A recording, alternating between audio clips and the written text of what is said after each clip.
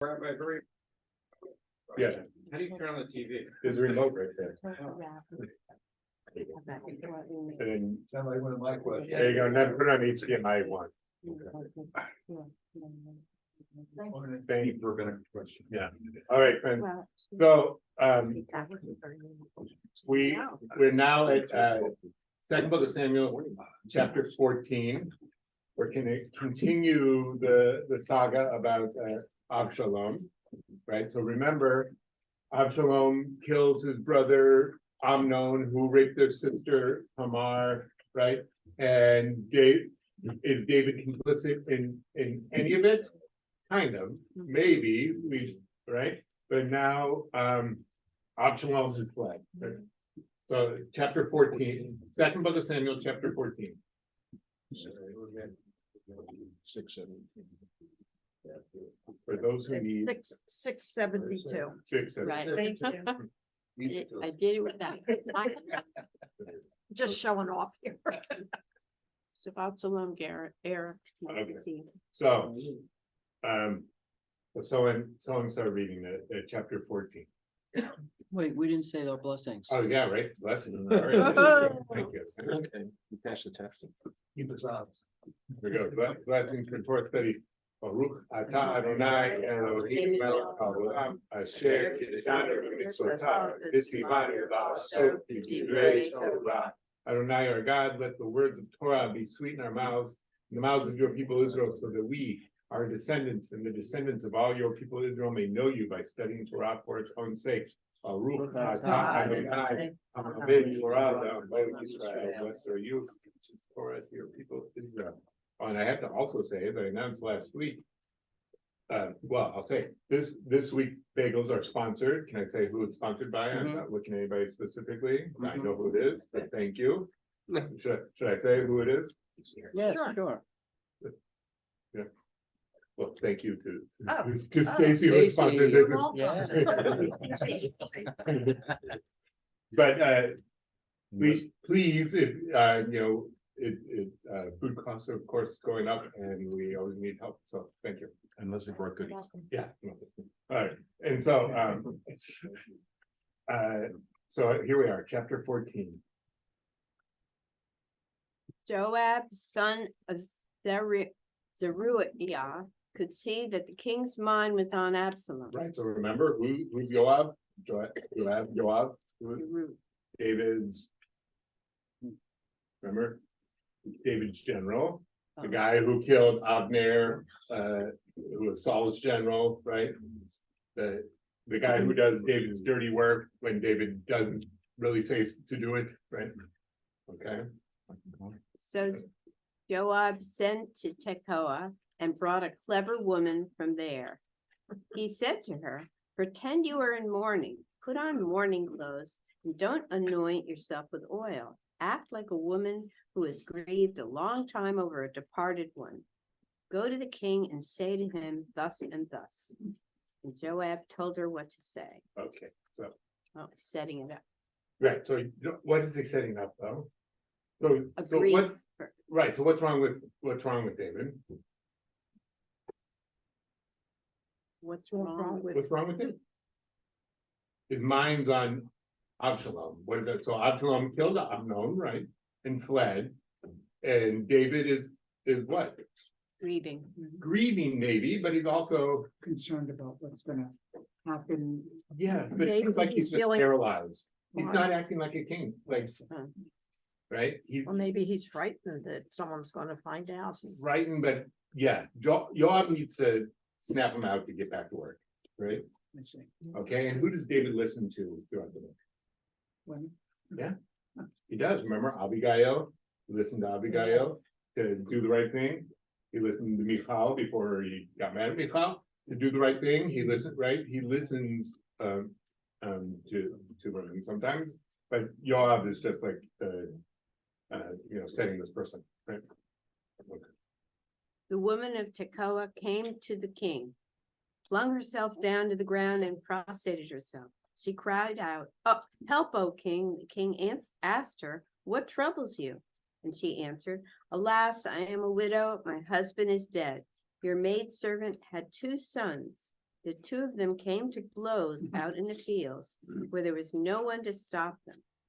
And one of them struck the other and killed him. Mm.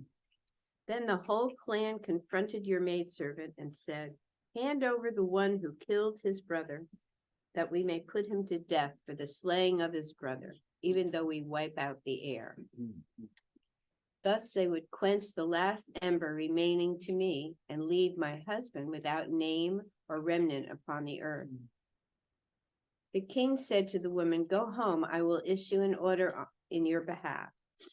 And the woman of Tekoa said to the king, my lord king, may the guilt be on me and on my ancestral house. Your majesty and his throne are guiltless. The king said, if anyone says anything more to you, have him brought to me, and he will never trouble you again. She replied, let your majesty be mindful of the Lord your God and restrain the blood avenger bent on destruction, so that my son may not be killed. And he said, as the Lord lives, not a hair of your sons shall fall to the ground. Okay, good, keep going. Then the woman said, please let your maidservant say another word to my lord the king. Speak on, said the king. And the woman said, why then have you planned the like against God's people?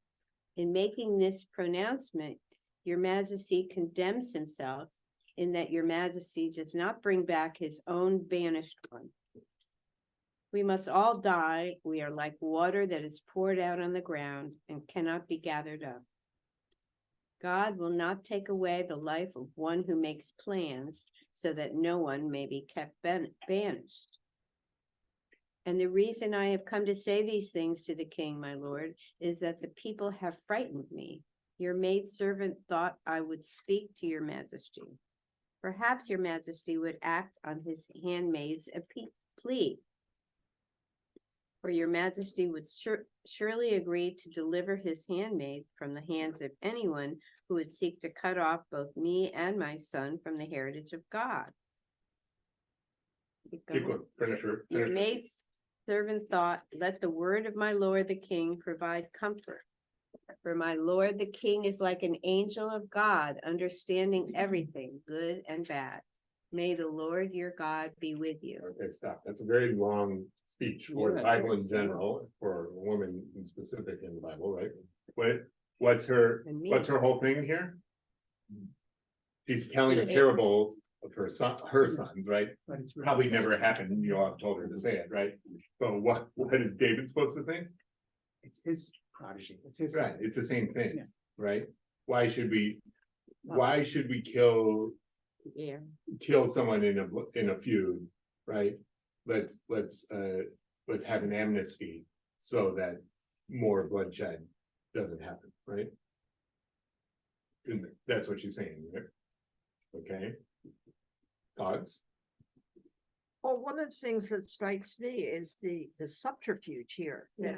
I mean, it's sort of like a plot on, the Sopranos or something where you're watching it and thinking, people don't behave this way, What, telling lies and manipulating. do they not? I don't do that. What can I tell you? And Matthew doesn't do that. Okay, so So, good, it happened. It just, Yeah, he just says it with a smile. I don't know, it just, I mean, maybe this is where all these playwrights get their ideas. Right, But it's right, sort but of- I think it does happen, I just, in my life, I work corporate world. Yeah. Constant. yeah, Constant scheming. yeah, that's what I mean. 50-60% of my job is responding to schemes. I don't know, so. Yeah. I don't know. I mean. I would say, But we're I would scheming. say every work, we're not talking about murder here, but Yeah. every workplace has scheming. And politics is about scheming, Yeah. And having somebody else be coached to do something to help you Yes. is always actions. yeah. I mean, you don't have to be you don't have to be cynical, it's just like how humans work. Yeah, Yeah, that's my board does. Take a look at that scheme. yeah, yeah, I would think he'd be looking at her and saying, you're trying to manipulate Right, me. right, and she well, really so rips herself. let's read, I'm covering up David from the people at home, but we'll see what, let's see what David said. He gets it, but yeah, it's pretty, like, it's pretty ham-handed, you know, Yeah, right? Yeah, I was gonna say, normally when it's done in, even in the corporate environment, it's not overt like that. It's Yeah. more like they say, well, this person did this wrong and Say, depends how good that person Right, is. or, okay, How so, overt it is. so none of you acted like this though in the high school, dining, in the high school cafeteria, did you, right? There's scheming, there's always kind of scheming, and is it good? No, but it is what it is, right? the program we had that Eric ran discussed, one Yeah. of the things was the idea that to be human is to be like political. Yeah, right, to live in, so what is the, political is to live in a community. Politics is how we negotiate living in a community with each other. Right. That's what politics is at the core, right? And so so let's go back to, what is the woman pleading for? We have to live together, let's have amnesty for people who do bad things, right? So she's speaking on a political level, but she's also speaking on a family level, right? Amnon and Absalom have torn your family apart, you need to live as a family, right? For the sake of the nation, because what is Yoav noticing? Things are going because he's not paying attention. Right, David's family troubles are hurting the whole nation because he's not acting as a king, right? But you talk about she's scheming, and I think a lot of people would say, well, her scheme is actually quite a nice thought. and Yeah, just trying to get. Exactly, yeah, it's not Yeah, like I mean- she's not trying to get anything for herself, unless it really is a story about her sons, right? It seems like. It might be. Yeah. But yeah, I mean, it could have been Yoav saw this court case going through, this case going through the courts and he brought it to the king, right? It could be, But he said, say, I'll tell you what to say. so- right, exactly. No, Well, he might have, what he told her to say might have been about David's family, Yeah. maybe, who knows? But They don't make a big deal of it, but I think that's the way they describe it, the two young men were fighting each other, one happened to have won. It wasn't like somebody came up behind somebody else and like stabbed them, and they were having a kind of a fair fight. And yeah, but that- someone died, yeah, but you still get prosecuted if you kill someone in a fight. Yeah, but that's different than, I don't know, yeah, I think it's self-defense versus- right, premeditated. I don't know, Okay. I guess I'm just naive. and we love you for that. I think that's why my students got away with so much probably. You're right, It right. never Yeah. occurred to me what they were doing. Yes. Okay, so now let's see the king's speech. So I'll pick up at 19. I'll go. The king asked, is Job in league with you in all this? The Now, one- so I have to correct, Job is a different biblical character. Oh, right, I'm So- sorry, Joab. Joab, so, Sorry, or, yeah. Joab, I guess you're saying English, but I'll say J's in English Yeah. Yes, were pronounced as Y's, Right. in German or whatever, so Joab, right? Joab. okay, great, thank you. The woman replied, as you live in my lord the king, it's just as my lord the king says, yes, your servant Joab was the one who instructed me, and it was he who told your maidservant everything she was to say. Uh-oh. It was to conceal the real purpose of the matter, that your servant Joab did this thing. My lord is as wise as an angel of God, and he knows all that goes on in the land. Which I guess is true, but yeah. Wow, Yeah. she revealed. Then the king said to Joab, I will do this thing. Go bring back my son Absalom. Right, Yeah, all right. working, yeah. Right, so there's no consequence for the woman, she admitted the truth, right? David didn't get mad, he realized, the scheme worked anyways, even though he figured it out. Right? And Joab did it because of what? Because he felt bad that the king was so out of it, or? Not bad, he felt like it seems like, I mean, it doesn't say specifically, but it seems like when David is not able to act as king, bad things happen. Yes, concerned Right. about- What happened when he wasn't out with the army? Was Bathsheba, right? Yeah, right. What happened, right,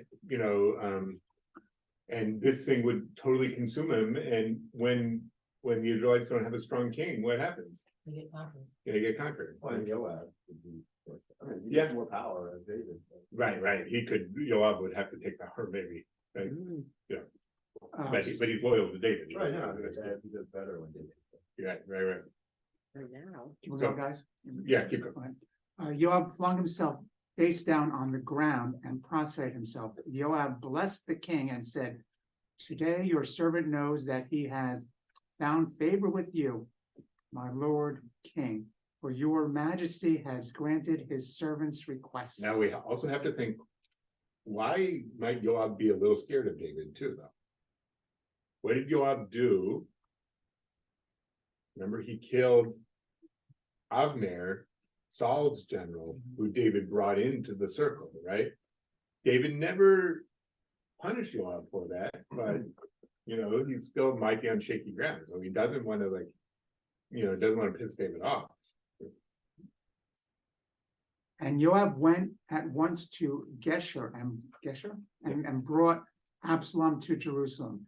But the king said, "Let him go directly to his house and not present himself to me." So Absalom went directly to his house and did not present himself to the king. No one in Oh, so let's talk about it. So what is that about? What does that mean? It's not a big embrace of, hey, son, welcome back kind of Right. thing. Right. Let's bring him back. He doesn't have to be in exile, but at the same time, we don't have to totally reconcile, right? Baby steps, transitions. No one in Israel was so admired for his beauty as Absalom. From the sole of his foot to the crown of his head, he was without blemish. When he cut his hair, he would have to cut it every year, for it grew too heavy for him.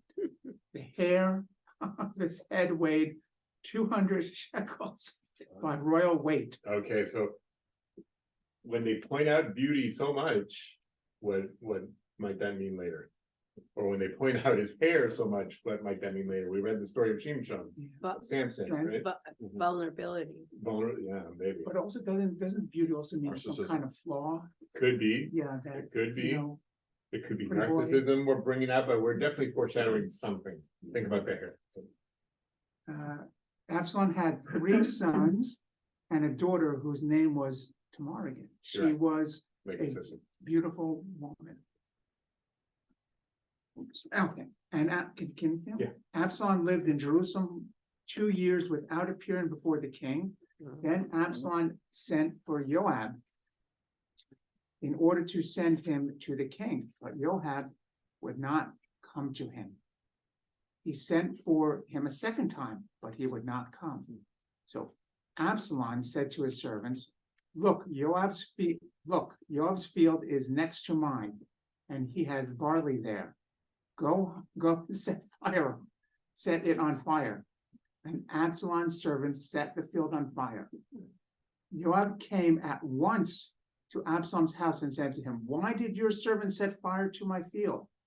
Absalom replied to Joab, "I sent for you to come here. I want to send you to the king to say on my behalf, why did I leave Geshur? I would be better off if I were still there. Now let me appear before the king, and if I am guilty of anything, let him put me to death." Joab went to the king and reported to him, whereupon he summoned Absalom. He came to the king and flung himself face down on the ground before the king, and the king kissed Absalom. Okay, so there's a. So now they come back together, but what did Absalom have to do to get the king's attention? Set the field set on fire. Right, is it, we said like the Sopranos, but Yeah. yes, like, Like Hamas. right, okay, but like, Oh. yeah. But is he a petulant child here, or is David the petulant child here, or is it something different than that? Okay. But Do you think Dave was too busy to see him all that time beforehand, or you just didn't want, he was just kind of letting him nervous kind of thing? I don't know, what do you think?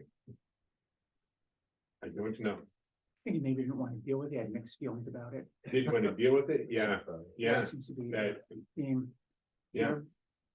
The people have particular feelings about, what happened between the brothers and everything, like if David brought him back. Yeah. Fast, would that have caused any kind of difference? We'll find out about the people soon.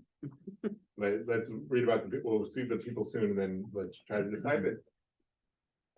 Right now, the people are absent, except the woman in Tekoa, right? She knew about Absalom, but is that because Yoav told her, or is there a feeling among the people about what happened? Not sure. Yeah. Okay, someone else. Chapter 15. There.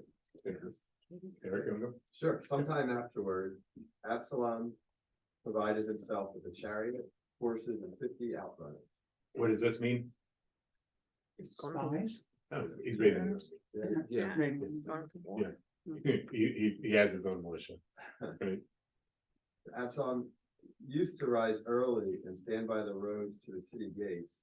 And whenever a man had a case that was to come before the king for judgment, Absalom would call out to him, "What town are you from?" And when he answered, "Your servant is from such and such a tribe in Israel," Absalom would say to him, "It is clear that your claim is right and just, but there is no one assigned to you by the king to hear it." So what does this mean? He's taking over or trying He- to win he- he- the people loyalty. coming into Jerusalem to work through the court system, what's Absalom doing?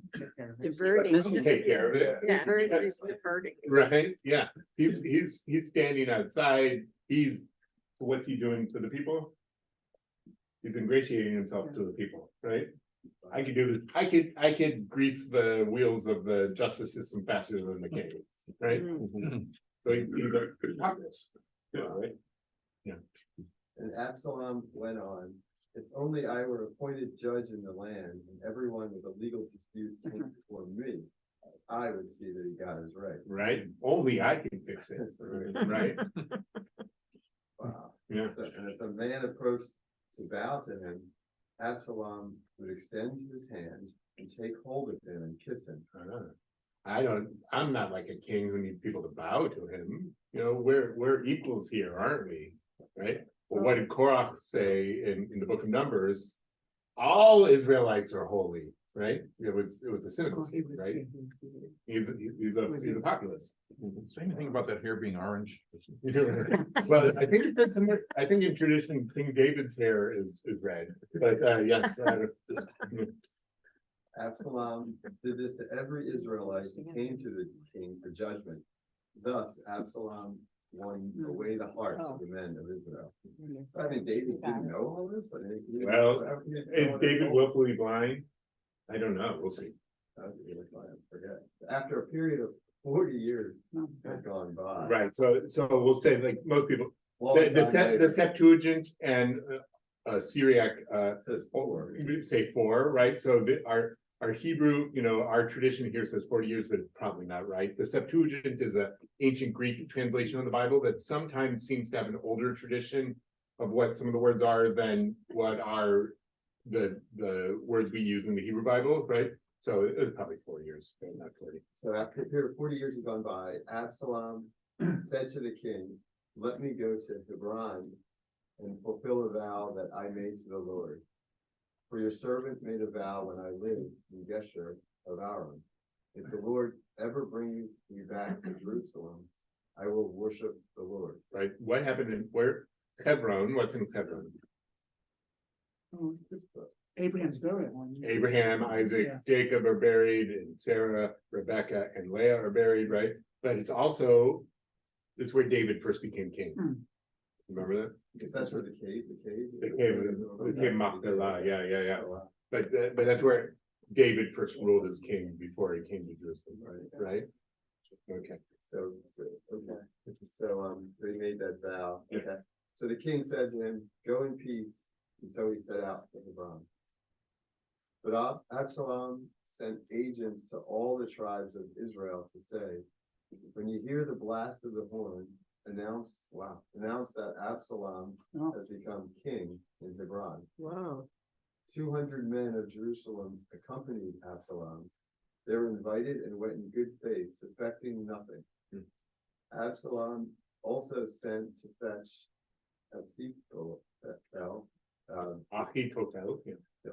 Ahithophel, the Gilonite, David's counselor from his town, Gilo, when the sacrifices were to be offered. This conspiracy gained strength and the people supported Absalom in increasing numbers. Someone came and told David, the loyalty of the men of Israel has veered towards Absalom. Whereupon David sent to all the courtiers who were with him in Jerusalem, let us flee at once, for none of us will escape from Absalom. We must get away quickly, or he will soon overtake us and bring down disaster upon us and put the city to the sword. The king's courtiers said to the king, whatever our lord the king decides, your servants are ready. So the king left, followed by his entire household, except for 10 concubines whom the king left to mind the palace. The king left, followed by all the people, and they stopped at the last house.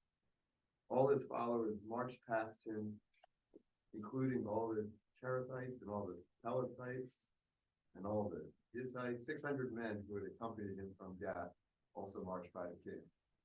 And the king said to Ittai the Hittite, why should you too go with us? Go back and stay with the new king, for you are a foreigner, and you are also an exile from your country. You came only yesterday. Should I make you wander about with us today, when I myself must go wherever I can? Go back and take your kinsmen with you in true faithfulness. What's David saying to this guy, Ittai? Right? Save yourself. You don't need to be sorry, right? Save yourself. What that? Save yourself. Save yourself, right? So But- Ittai- Yeah, keep it. Seems to be loyal. Yeah. Ittai replied to the king, as the Lord lives, and as my lord the king lives, wherever my lord the king may be, there your servant will be, whether for death or for life. And David said to Ittai, then march by, and Ittai the Gittite, and all those men and all the children are with him marched by. Keep going. Okay. So Yeah. the whole country. Well, we can stop here, but let's picture the scene, right? David's letting everybody go in front of him too, right? So it's like, it's a very humbling, situation here, right? But again, we have all these people who are loyal to David, right? What else are you seeing here? Even the foreigner He- wants to join. Right, even, yeah, like he's brought, alliances with all these people. To me, it's like smacks of, David's exhibiting kindness. He's exhibiting kindness, right? But he's also, what does he think? Like, does he think the gig is up? Like, this is my downfall? And to me, it's kind of Trying to get like, power back. has- Yeah. references to Ruth. with right, this. yeah, that, To me, I don't know. what Yeah, Ittai from God says here Yeah. is like, yeah, similar to what Ruth says. Yeah, And who was also the foreigner, who was David's great grandmother, Yeah. right? Yeah, exactly. Yeah, that she's loyal to the God and loyal to the Yeah. people, yeah. Seems very unbelievable. Yeah. He's not leading the people, they're kind of leading him. Well, he's 40 years older than me. Well, yeah, right. Fair enough. But He's supposedly such a great warrior Yeah. and why is he just letting? Abandoned. why doesn't he hunker down in Jerusalem? Yeah, and wait for the why fights? is he just letting, this upstart, Yeah, why did Absalom get on? He was just Yeah. looking blind. Right, so David has been blind to all of this and not being able to take action, right? He's kind of like Saul now. Remember Saul's downfall was that he was not able to make decisive decisions like a leader, right? Especially And- against his family. Especially against his family. Now David is stuck, right? Is David afraid that if he goes and does anything, that the Lord's not on his side because he obviously, Right, because when Nathan told him all this is Right. gonna happen, or told him like there's gonna be chaos in your family, Right. so maybe that could be it. But it could just be, I don't know, he sometimes being, maybe he's done. Maybe, his leadership is over and he needs to accept that. Maybe that's where he's at right now, being Is a leader for Absalom- too long is not so great, right? Is Absalom in line, next? I forgot, Dave, weren't you the one who looked up who are the older sons and stuff, I think? No, that wasn't you, someone last week, it was Gary, maybe it was Gary who looked up. I'm not sure if Absalom, like David hasn't picked a successor that we know of. Right. Absalom wants to take that. What's the bulk of, like, Absalom? Yeah, Absalom, it's, I mean, I don't know if it's totally based on this, Dramatic. but yeah, like, you know, we'll see when he says Absalom, Oh, right? yeah. That comes from the Bible, right? So, but it's a very sad scene here, Mm. but we'll see what happens. But it's like David doesn't know who supports him and who doesn't. He just has his household, you know, like the court. He doesn't, that's not mentioning the army, it's not mentioning, you know, the countryside, it's, you know, and he just needs people around just to tend to the palace, you know. According to this guy named Ammon. Amnon? Yeah, was the oldest. Right, so that was who Absalom killed, right? So Amnon was the oldest, right? And so And then is Adoniah, is he the next one? Adoniah? Yeah, he does not have a good list. here, No, so Absalom killed him because he raped his sister. Oh, that's, oh, no, the one you wrote, okay. Yeah, yeah. Need to go to ChatGPT. Yeah. Okay. But it doesn't matter, it doesn't always matter who the oldest is, who the king picks, right? Or who God picks, right? Okay. So if someone else pick up verse 22.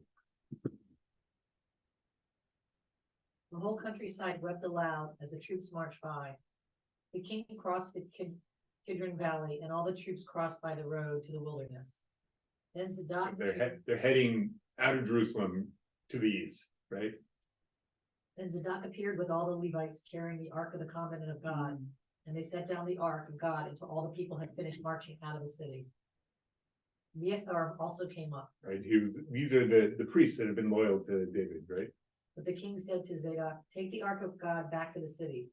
If I find favor with the Lord, he will bring me back and let me see it in its abode. Mhm. And if he should say, I do not want you, I am ready, let him do with me as he pleases." Hmm. And the Wow. king said to the priest Zadok, "Do you understand? You return to the safety of the city with your two sons, your own son Ahimaaz and Abiathar, son Jonathan. Look, I shall linger in the steppes of the wilderness until word comes from you to inform me. Why does he want them to go back? See if they get killed." No, well, no, to do what? Spies. The priest, he's asking the priests to be spies. So don't, Oh, keep one, makes it seem like keep the ark there, but it'll show if God favors me or Absalom. But two, tell me what's going on, yeah, right? keep So if watch. they had the ark, they'd be safe also. Maybe, So they- but it's also like. They could get into Right, Absalom's There's a good reason graces that because they're they're saying there. we are the priests and we're still here to be your priests, right? Don't mess with us. Yeah, right. And he was Sadok, right? Like someone who is righteous. Zadok and Sadok and Zadok. Eviatar. Abiathar brought the ark of God back to Jerusalem, and they stayed there. I don't see that. David meanwhile went up the slope of the Mount of Olives, weeping as he went. His head was covered, and he walked barefoot. Was covered. Covered. I don't know why it says uncovered. I don't know, It's kind of different. And he walked barefoot. Sorry, all there's comment on that, there's a difference in the opinion as to whether the verb here means covered or uncovered. yeah. David was told that Ahithophel was among the conspirators with Absalom. And he prayed, "Please, O Lord, frustrate Ahithophel's counsel." Right, so but remember, if you've been to Jerusalem, right, so the city of David is, you want to see like where he's walking? Yeah, you know, the Mount of Olives is on like the east outside of the old city, right? And it's a big hill, right, so. There it is.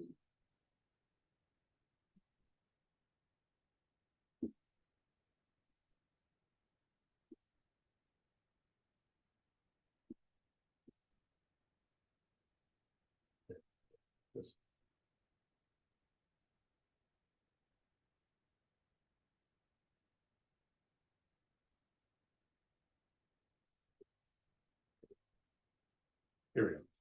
So here's David City, here's the Kidron Valley, which they crossed over, right?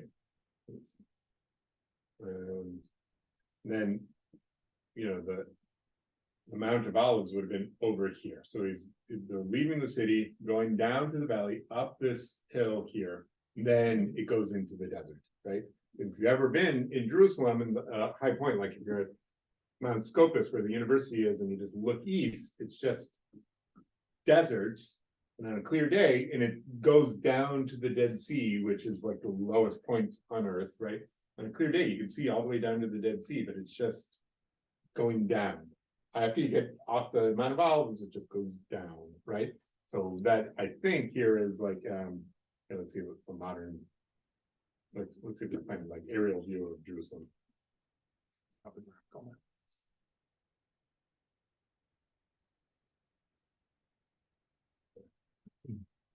see.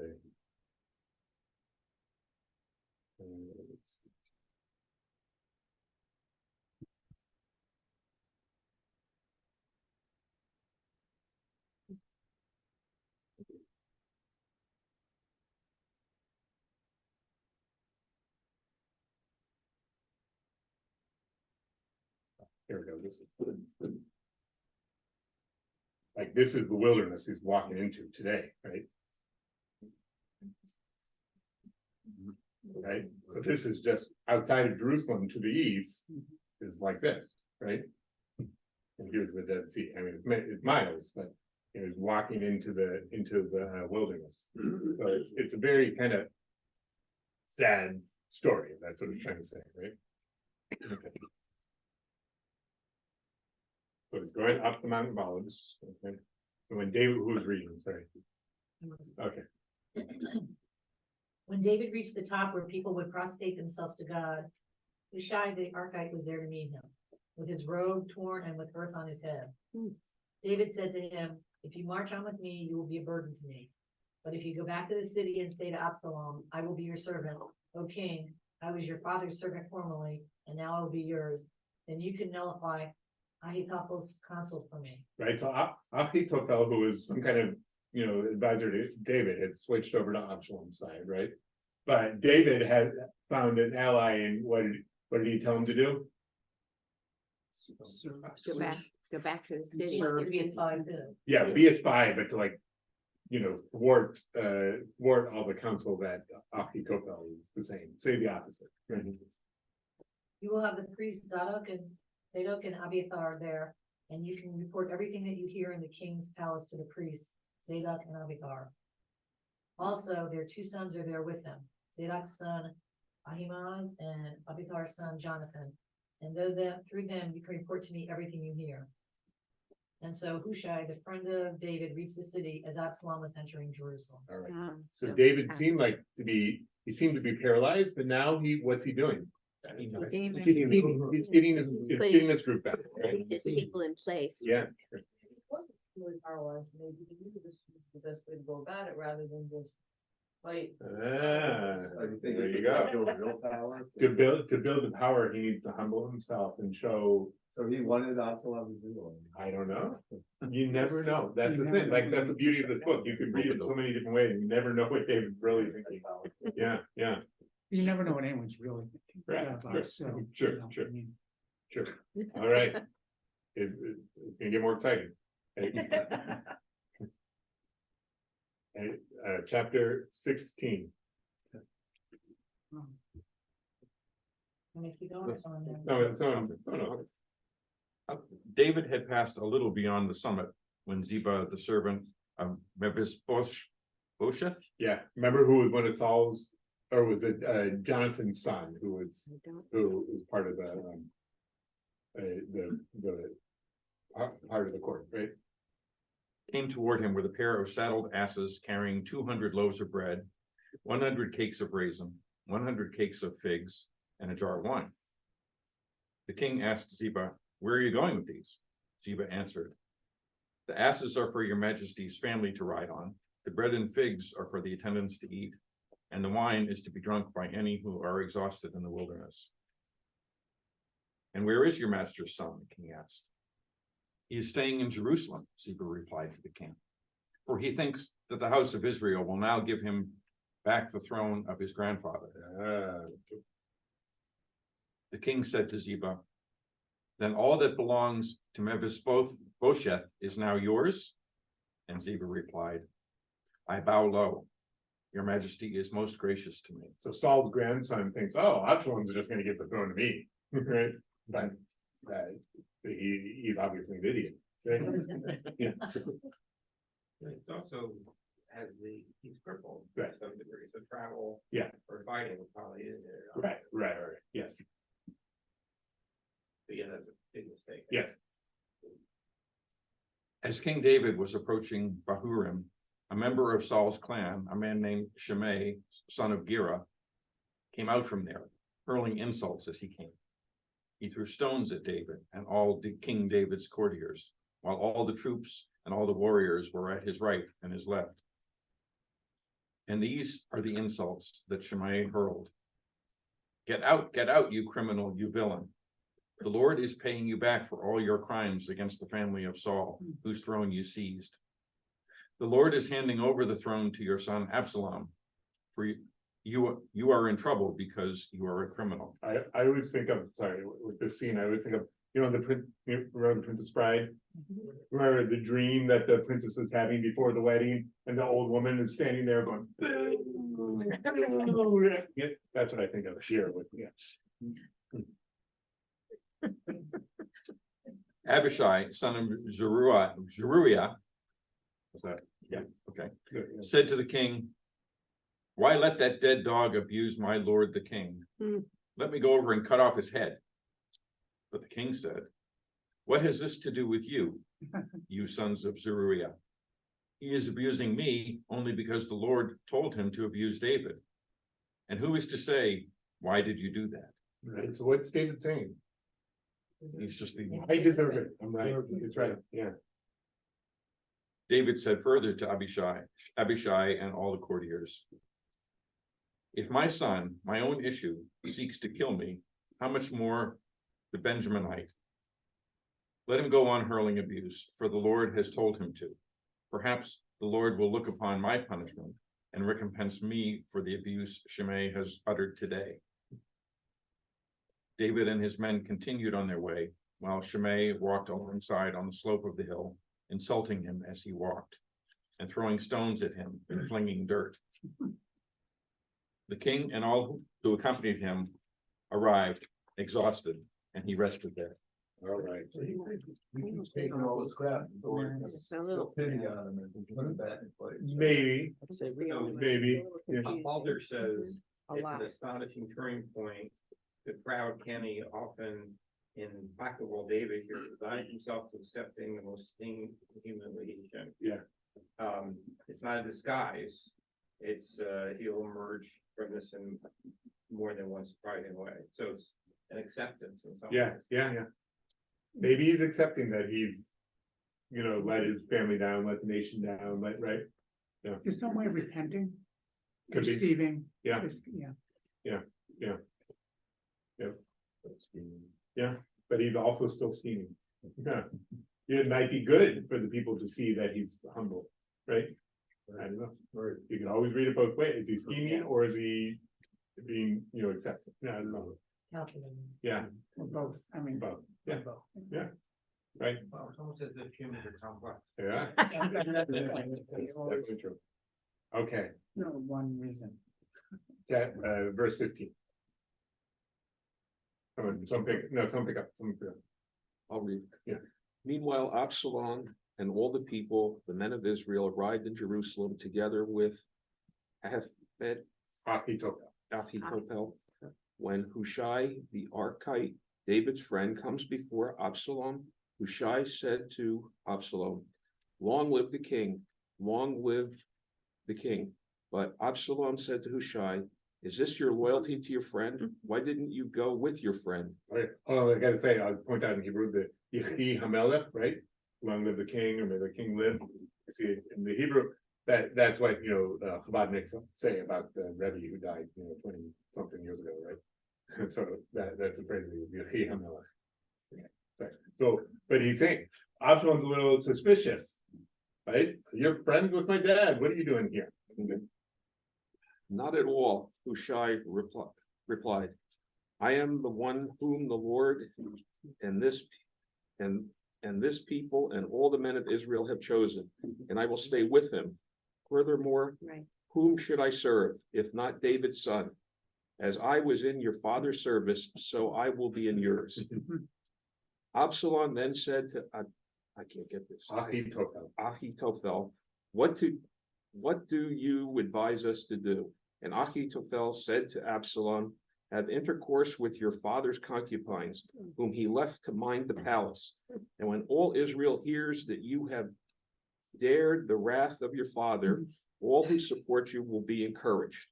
So they pitched a tent for Absalom on the roof, and Absalom lay with his father's concubines with the full knowledge of all Israel. In those days, the advice which Ahitophel gave was accepted like an oracle sought from God.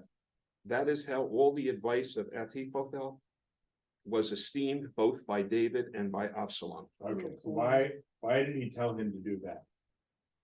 Right, remember, Ahitophel used to be on David's side, but now is on Absalom's side.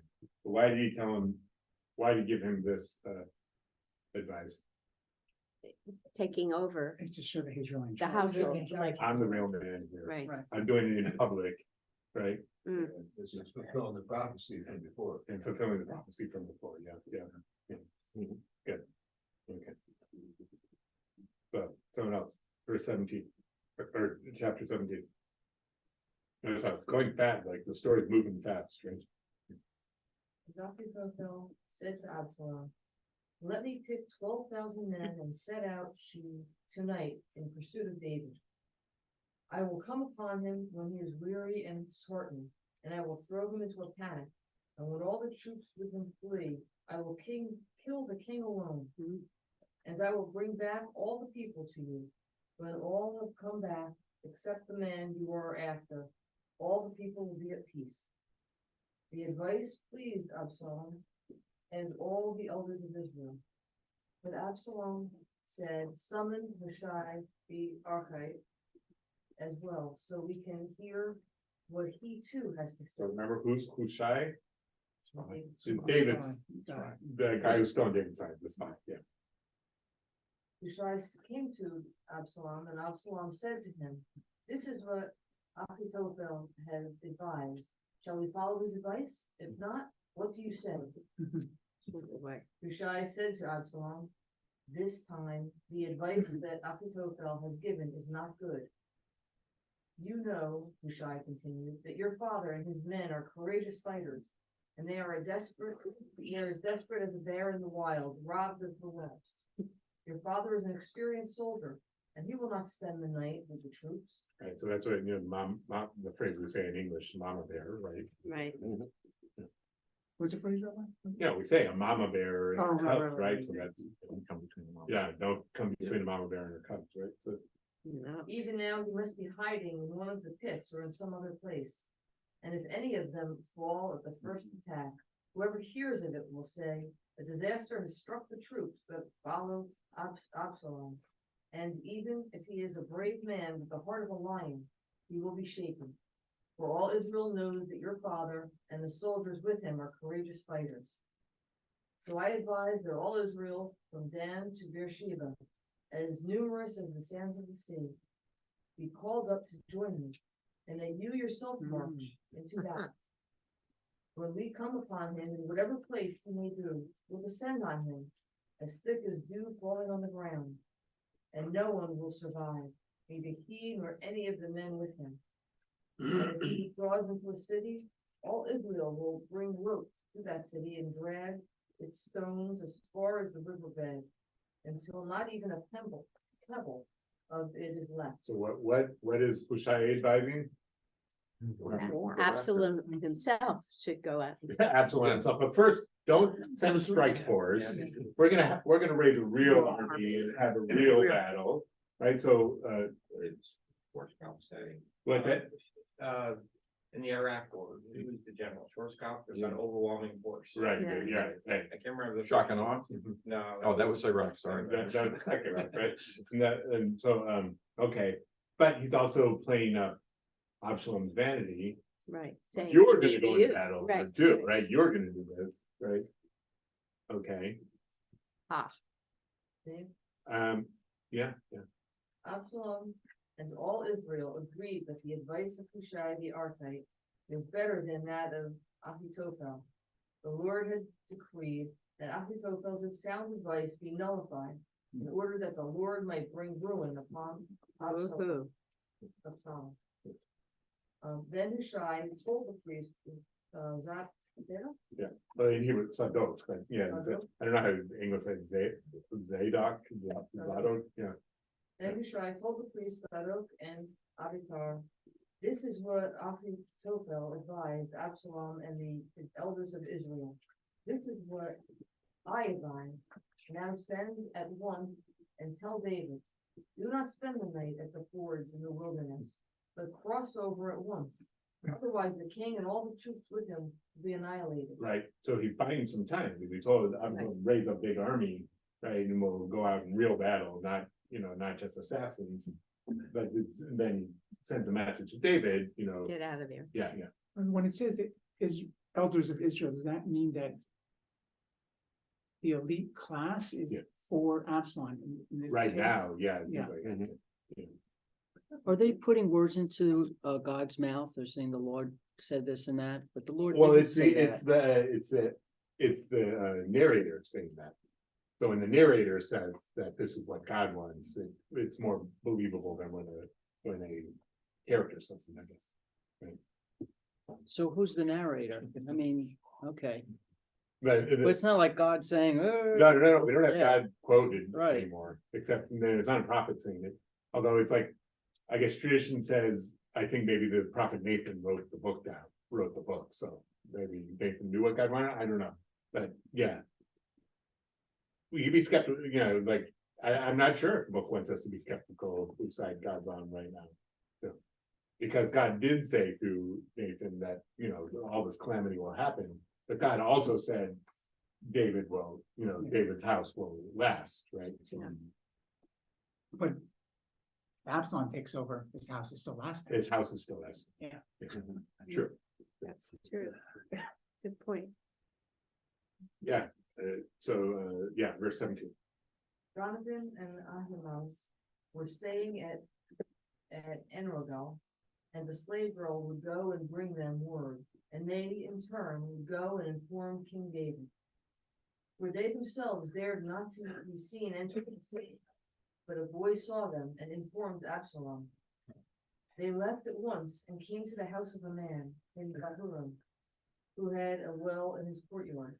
They got down into it, and the wife took a cloth, spread it over the mouth of the well, and scattered groats on top of it, so that nothing would be noticed. When Absalom's servants came to the woman at the house and asked where Ahimaaz and Jonathan were, the woman told them that they had crossed a bit beyond the water. They searched but found nothing, and they returned to Jerusalem. She hid them underground. Right? covered in kasha with varnishkis. Yeah. Yeah, right. After they were gone, Ahimaaz and Jonathan came up from the well and went and informed King David. They said to David, go and cross the water quickly, for Ahithophel has advised us and thus concerning you. David and all the troops with him promptly crossed the Jordan, and by daybreak, not one was left who had not crossed the Jordan. Right, but now, the two priests, Jonathan and Ahimaaz have, what's his name? Ahimaaz and Jonathan have to, they're now, marked men, so they have to be in hiding, right? But yes, so David crossed the Jordan, right? So they made it all the way through the wilderness, right? Now on the other side of the Jordan. When Ahithophel saw that his advice had not been followed, he saddled his ass and went home to his native town. He set his affairs in order and then hanged himself. Oh, He was buried in his ancestral home. wow. What, well, because what does he know? He's doomed. He's doomed. If Absalom loses, Right. right, He's gonna be a traitor. he's a traitor, right? And he really believes that his advice was the right one because David's gonna, the advice that Absalom took is the bad advice, so he knows it's all over now. right? Were there other notable suicides? Like, is And well, King Saul, that- King Saul's suicide, right? Yeah. Absalom won, wouldn't he then? Right, that he thinks is bad advice, Absalom's not gonna win. Mhm. I think that's what it's, yeah. And even if he does win, he obviously isn't really listening to him like he probably should be listening to, so Right. what good is he? So he may be out from Absalom anyway, yeah, yeah, If Absalom did win. Yeah. Then maybe he realized he did wrong by not following. him. maybe, Not that that's happened to them. yeah. No way to find out. Alright, so someone else pick up, verse 24. Anybody?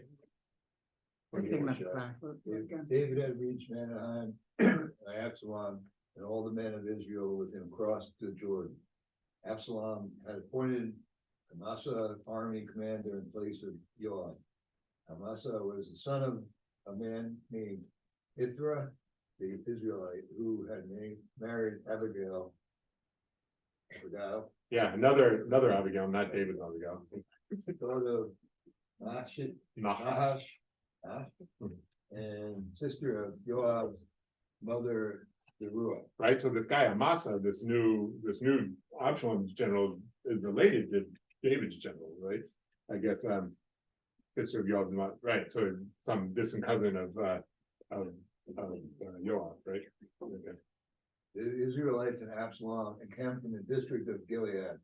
When David reached Mahanaim, Wait, what happened in the Bible in the Torah at Machanaim? I think is that one of the places where the Israelites camped.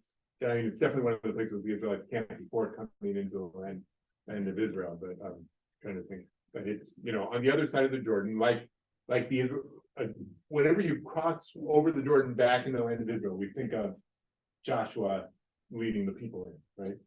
So that's what we're thinking, it's an exile and a return, right? Tobi, son of Nash, from Rabat Ammon, Machir, son of Amiel, from Bo Devar, and Barzillai, and Gilead, from Vogel, and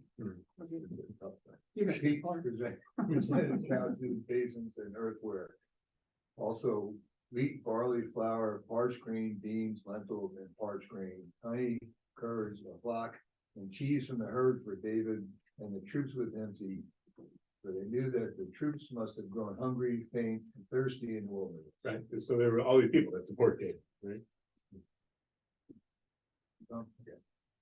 David mustered the troops who were with him and set over them captains of thousands and captains of hundreds. David sent out the troops, 1/3 under command of Joab, 1/3 under command of Joab's brother Abishai, son of Zeruiah, and 1/3 under the command of Ittai, the Gittite. And David said to the troops, I myself will march out with you. But the troops replied, no, for if some of us flee, the rest will not be concerned about us. Even if half of us should die, the others will not be concerned about us. But you are worth 10,000 of us. Therefore, it's better for you to support us from the town. And the king said to them, I will do whatever you think best. Yeah, no problem. Fine back. Yeah, that's right. So the king stood behind the gate as all the troops marched out by their hundreds and thousands. The king gave orders to Joab, Abishai, and Ittai. Deal gently with my boy Absalom for my sake. For heaven's sake. Heard the king gave the orders about Absalom to all the law. Okay, so just like online, Christiane, has a comment here. She's quoting a poem from Dryden. The poem's called Absalom and Achitophel. Good heavens, how faction can a patriot paint? Well, Good. okay. The troops marched out into the open to confront the Israelites, and the battle was fought in the forest of Ephraim. And the Israelite troops were routed by David's followers, and a great slaughter took place there that day. 20,000 men. The battle spread out over the whole region, and the forest devoured more troops that day than the sword. Huh. What does that mean? They hid in the forest? They Yeah, died by accident. Yeah. Or Oh, Right, it was, what flower. Hmm. exposed, I don't know, what, Dave, what is Alter say about the forest devoured more, verse 8? Could it mean they hid in the forest? I don't see it. No, devoured, like, No indication of which they at all. yeah, but we'll see what happens to Absalom, I don't wanna give it away, but I think it means like they died by accidents in the forest, right, because they're fighting in a forest and Dead by a sword, by the fighting. yeah, They right, died some other way. than- Right, Yeah. you know, like Falling off a cliff. falling off cliffs, Yeah. getting hit by trees, you know, yeah, falling in holes. things like that. Matthew Eaten by thought bears. maybe they were Like bitten by eaten by bears, I snakes. don't know what, Maybe they were bitten by snakes. bitten by snake, whatever, yeah, sure. Nature. I mean, yes, there are poisonous snakes in the land of Israel. There were lions. There are not any more lions or snakes now there, and there were lions, and you know, it's dangerous. Where is this forest? Ephraim. Ephraim, which is like the northern west bank, kind of, I don't know, you know. There's a note that it could have been Mahan. Mahanaim, so it could have been on the east side of the Jordan. That's what the notes. say. Yeah, I don't know, wherever they're fighting, Somewhere. yeah. Feels like somewhere to stay away from. Yeah. Absalom counted some of David's followers. Absalom was riding on a mule, and as the mule passed under the tangled branches of a great elephant, his hair got caught. Ah. in his hair and curtain. Oh, my He goodness. fell He's between scalped. heaven and earth, as the mule under him kept going. Right, so Oh, my what did we learn about Absalom's hair? How It's long and heavy it Yes. was. and thick, Right. and That's when they're fighting in a forest, but I'm gonna give away this verse, but they're fighting in a forest, so what's the picture of Absalom? He's scalped. He got, He did get scalped. he got Yeah. devoured. Okay. I would have That's been fine. brave, huh? His narcissistic glory is now the instrument of his fatal entrapment. Right, just a second, here, I'll pull, That's not me, that's the third. Oh, there you go. there's, you know, great artwork of Absalom and, And plus, he's so obvious, they know who he is. yeah. Wow. So he's So hanged, just so hanged by his close. hair. Caught by a- Right, here, That's why I keep Wow. mine short rather. yeah, right, Funny, right, Next time you ride a mule, be careful. right. right, in a forest, right. Yeah, dude. So, but what was David's order? Declined him. We're gonna cut him down. You know, Verse 10, One of the men saw it and told Joab, I have just seen Absalom hanging from the temple. Joab said to the man who told him, you saw it, why didn't you kill him then and there? I would have owed you 10 shekels of silver and a belt. But the man answered Joab, even if I had 1,000 shekels of silver in my hand, I would not raise a hand against the king's son. For the king charged you, and Abishai in our hearing, watch over my boy Absalom for my sake. If I betrayed myself and nothing is hidden from the king, you would have stood aloof. Joab replied, then I will not wait for you. So three darts in his hand and drove them into Absalom's chest. Oh, my. Absalom was still alive in the thick growth of the terebinth when 10 of Joab's young armed bearers closed in and struck at Absalom until he died. And Joab sounded the horn and the troops gave up the pursuit of the Israelites. But Joab held the troops in check. He took Absalom and flung him into a large pit in the forest, and they piled up a very great heap of stones over it. Then all the Israelites fled to their homes. Now Absalom, in his lifetime, had taken the pillar which was in the valley of the king and set it up for himself, for he said, I have no son to keep my name alive. He had named the pillar after himself, and it has been called Absalom's monument to this day. okay, stop here, we'll do that. He's, but Well, he's not there. There is this pillar outside of Jerusalem that's called Absalom's pillar. And was this made in King David's time? No, but that, there it is, But he isn't really there. He's Wow. in this pit. right, he's in this pit. Grant. But he built the tomb for himself before he died, Yeah, that's what they're saying, right? Mhm. So here it is. No, Grant is not there. So, and there's a tradition that you go to it and throw stones at it, Huh. right? But Wow. here's Absalom's pillar, it's outside of the old city, right, Hmm. in the Kidron Valley, right? Okay. But he's not buried in like a cemetery, like in. Well, he built it for himself, Because Yes, be but, buried, but right. where he's really buried is not. somewhere in the forest. somewhere. Lower than the lowest, not. Well, everybody knows where he dies. Oh, He built like a pharaoh Yeah. before he died. He built a monument to Because he himself. had no son Right, to do right. it later, right? He wasn't thinking he was thinking he was gonna be defeated by his father. He was thinking that I need this great monument to myself right. because I'm going to be this great king. And right. anybody else to do it. Yeah, and so, yeah. The earlier question about hair, for Dryden, it would have been very much about pride. Right, for sure. And so the hair like makes us think of Shimshon, Samson, the hair was about pride, right? In hubris, yeah. Yeah, she's interesting. Okay, so he built this tomb for himself and it's still here this day, they say, but you know, that tomb that's there that we call Absalom's tomb probably is not, the archaeologists say it's not as old as this story, but still. They have that tomb. It's the pride of knowing that I need this great monument even before I become a king, right? Yeah. Okay, Terrible. someone else pick up verse 19.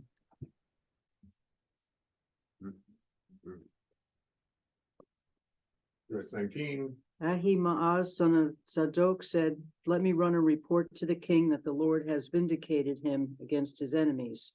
But Joab said to him, "You shall not be the one to bring tidings today.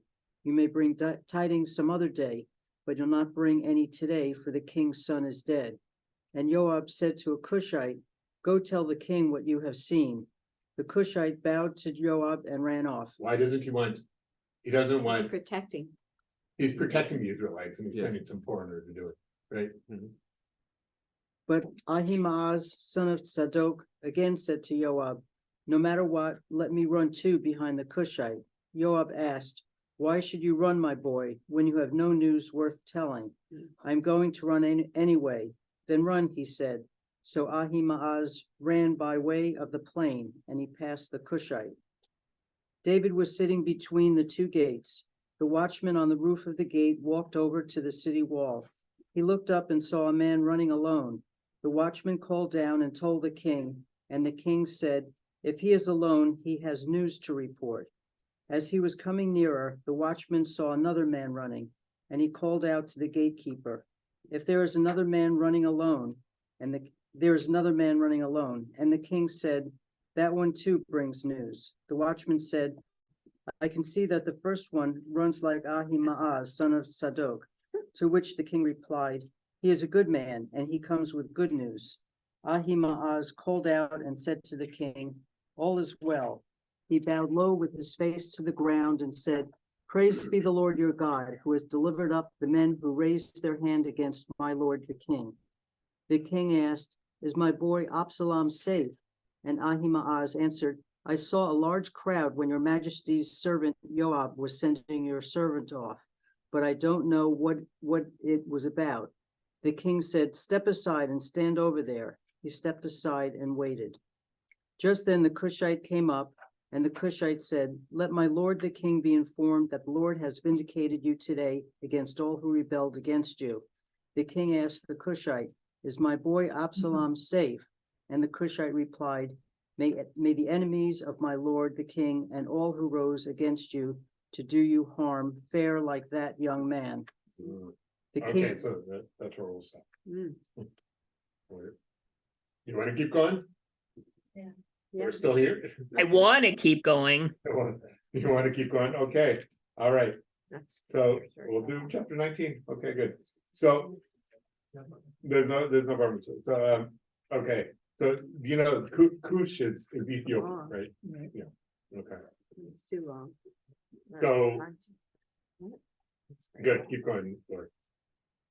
the king was shaken. He went up to the upper chamber of the gateway and wept, moaning these words as he went, "My son Absalom, oh my son Absalom, if only I had died instead of you, oh Absalom, my son, my son." Joab was told that the king was weeping and mourning over Absalom, and the victory that day was turned into mourning for all the troops. For that day the troops heard that the king was grieving over his son. The troops stole into town that day like troops ashamed after running away in battle. The king covered his face, and the king kept crying aloud, "O my son Absalom, O Absalom, my son, my son." And it's not for saying, so why did Achimaaz want to get there first? Yoav wanted, right, you know, a Cushite to go tell, so that like if David killed the messenger, it wouldn't matter that much, right? You know, Yoav was a jerk, right? But Achimaaz wanted to go and like not say the full truth, right? Yeah. Mhm. Cushion, Cushion, yeah. This, Cushion. Yeah. parental love is. Yeah. Right. I mean, regardless what your children do, Yeah. or don't do, you still. Right, and it paralyzes you from, Right. right? He Rational. loved Amnon, he loved Absalom, they're both dead now. Right, Cushite was sent to say what happened. yeah, But he didn't really say what happened, because he didn't say that Yoav killed him. he didn't say that Yoav did it, right? Yeah, Right, Yeah. right. Yeah. True, They true. protect, they, Because I guess this Cushite was loyal to Little Yoav, detail. right, like, small was details. Yoav's servant or something, yeah, outcome. yeah. But he did say that Absalom died, yeah, yeah, Well, you're right, I but didn't there's think no, of that. Good, he's protecting Yoav too. Okay, protection by omission. verse 6. Joab came to the king in his quarters and said, "Today you have humiliated all your followers, who this day saved your life and the lives of your sons and daughters, and the lives of your wives and concubines, by showing love for those who hate you and hate for those who love you. For you have made clear today that the officers and men mean nothing to you. I am sure that if Absalom were alive today and the rest of us dead, you would have preferred it. Now arise, come out and placate your followers. For I swear by the Lord that if you do not come out, not a single man will remain with you overnight. And that would be a greater disaster for you than any disaster that has befallen you from your youth until now." So the king arose and sat down in the gateway. And when all the troops were told that the king was sitting in the gateway, all the troops presented themselves to the king. Now the Israelites had fled to their homes. All the people throughout the tribes of Israel were arguing. Some said, "The king saved us from the hands of our enemies, and he delivered us from the hands of the Philistines. And just now he had to flee the country because of Absalom. But Absalom, who we anointed over us, has died in battle. Why then do you sit idle instead of escorting the king back?" The talk of all Israel reached the king in his quarters. So King David sent this message to the priests of Zadok and Abiathar. "Speak to the elders of Judah and say, why should you be the last to bring the king back to his palace? You are my kinsmen, my own flesh and blood. Why should you be the last to escort the king back? And to Amasa say this, you are my own flesh and blood. May God do thus and more to me if you do not become my army commander permanently in place of Joab." So who was Amasa was Absalom's general, right? Who's related to Yoav, who's related to David, right? They're all cousins.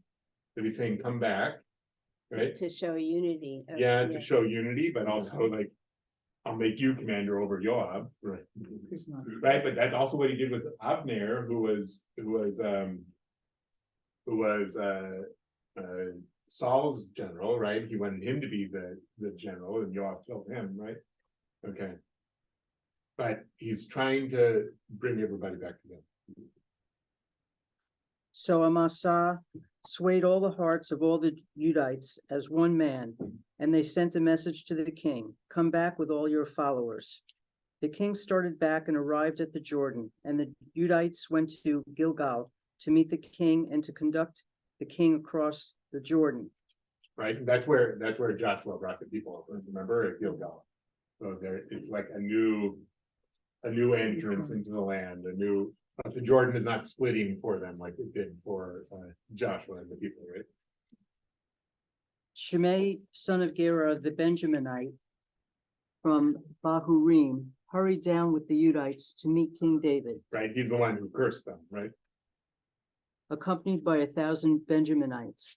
And Ziba, the servant of the house of Saul, together with his 15 sons and 20 slaves, rushed down to the Jordan ahead of the king while the crossing was being made to escort the king's family over and to do whatever he wished. Shimei, son of Gera, flung himself before the king as he was about to cross the Jordan. He said to the king, "Let not my lord hold me guilty, and do not remember the wrong your servant committed on the day my lord the king left Jerusalem. Let your majesty give it no thought, for your servant knows that he has sinned. So here I have come down today, the first of all the house of Joseph, to meet my lord the king." Thereupon Abishai, son of Zeruiah, spoke up. "Shouldn't Shimei be put to death for that, insulting the Lord's anointed?" But David said, "What is this to do with you, you sons of Zeruiah, Butt out. that you should cross me today? Should a single Israelite be put to death today? Don't I know that today I am again king over Israel?" Then the king said to Shimei, "You shall not die," and the king gave him his oath. Mephibosheth, the grandson of Saul, also came down to meet the king. He had not pared his toenails, or trimmed his mustache, or washed his clothes from the day that the king left until the day he returned. When he came from Jerusalem to meet the king asked him, "Why didn't you come with me, Mephibosheth?" He replied, "My lord the king, my own servant deceived me. Your servant planned to saddle his ass and ride on it and go with your majesty, for the servant is lame. Ziba has slandered your servant to my lord the king. But my lord the king is like an angel of the Lord. Do as you see fit. For all the members of my father's family deserved only death from my lord the king. Yet you set your servant among those who ate at your table. What right have I to appeal further to your majesty?" The king said to him, "You need not speak further. I decree that you and Ziba shall divide the property."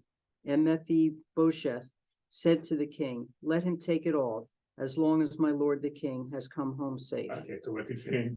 Remember, so Ziba, this guy who was the servant of Mephibosheth, who was the descendant of Saul, right? He said, "Oh, he's supporting Absalom," and David gave Ziba all Mephibosheth's property. But now Mephibosheth coming and saying, no, he's lying. I was always with you, right? So it's like, okay, split the property.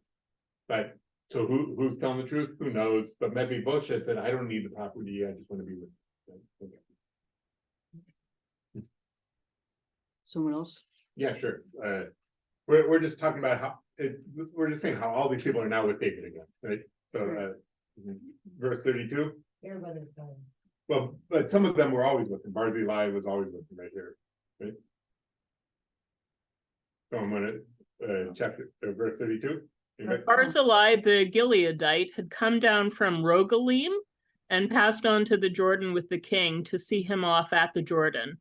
Barzillai was very old, 80 years of age, and he had provided the king with food during his stay at Mahanaim, for he was a very wealthy man.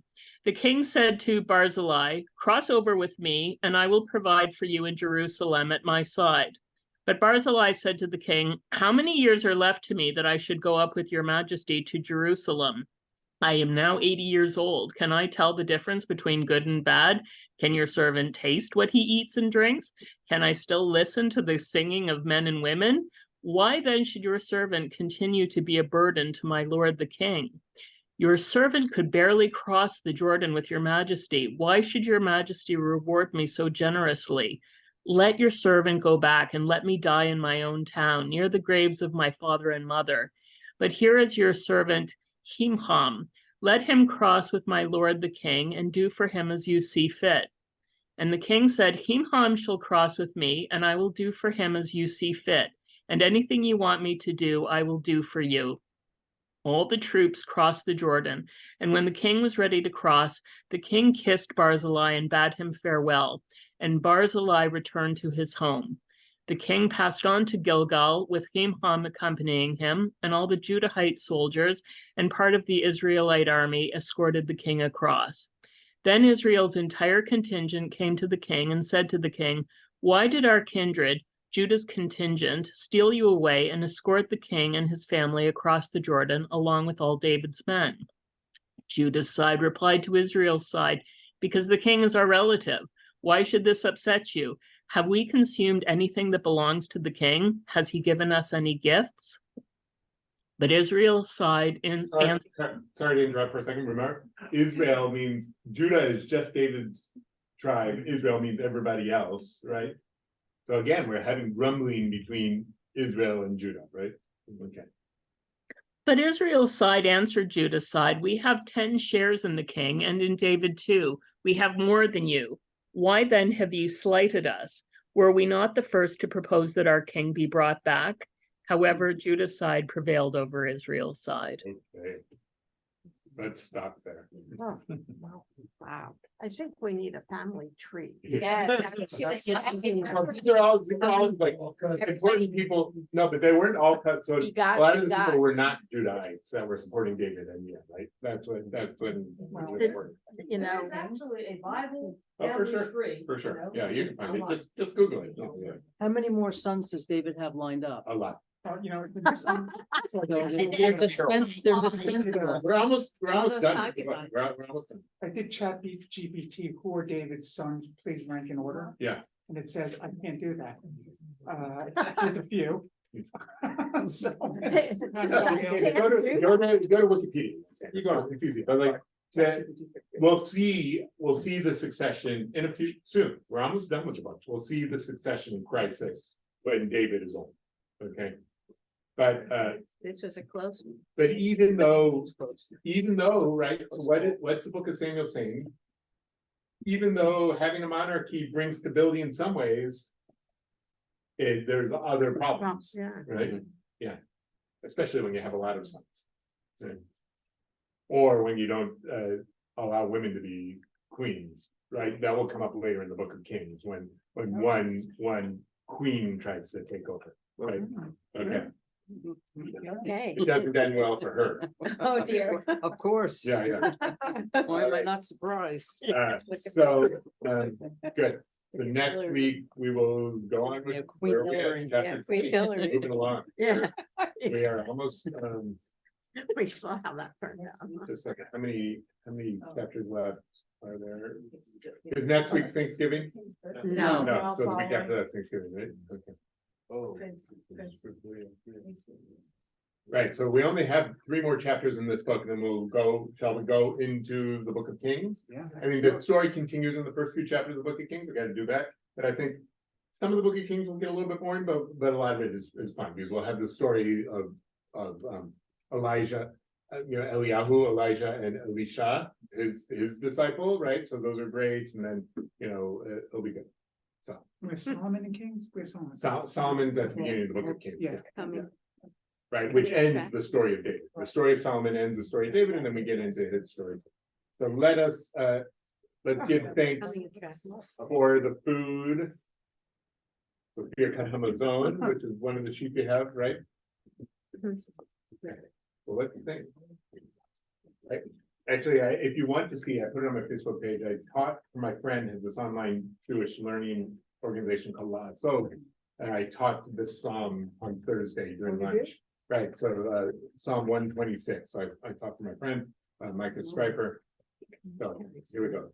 Shir hamalot b'shuv Adonai et shivat Zion hayinu kechomi ad yimale sforinu ushonenu rina ad yomru v'adorim hikir Adonai la'asot hinele hikir Adonai la'asot imanu hayinu simechim Shuv Adonai et shivitenu kafikim b'negev Hazorim b'rima b'rina yizoru Halot yelechu b'chol nosei mesher hazara Yaakov b'rina nosei hazara Haverim v'chaverot nevarech. Yehishem Adonai mevorach me'atav yad olam. Bereshut ha'chevra nevarech Eloheinu shalchanu mishalom. When you say Baruch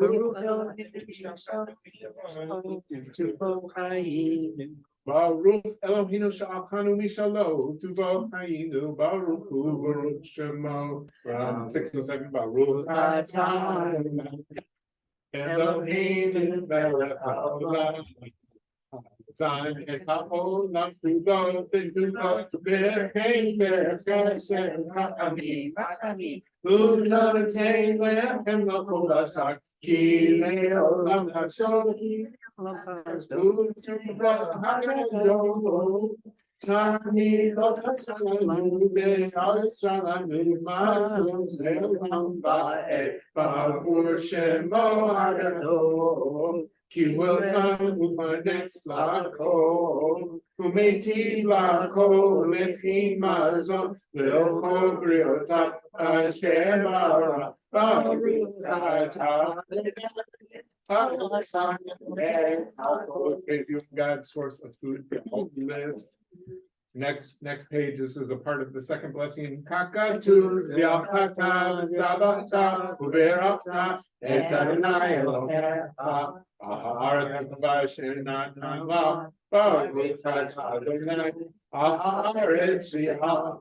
we praise you, O God, for the earth and for sustenance. Uvenei Yerushalayim, Kodesh Ben Hirav Yameinu, Baruch Atah Adonai, we praise you, Adonai, passion you rebuild Jerusalem. Ha'Rachman, Yimloch Aleinu Le'olam Va'ed. Ha'Rachman, Yibarach B'Shamayim U'Ba'aretz. We say, Amen. Ha'Rachman, Yishlach B'Racha B'Rabah B'Bayit Hazeh V'Yashulchan Zeh Shalchan U'Alav.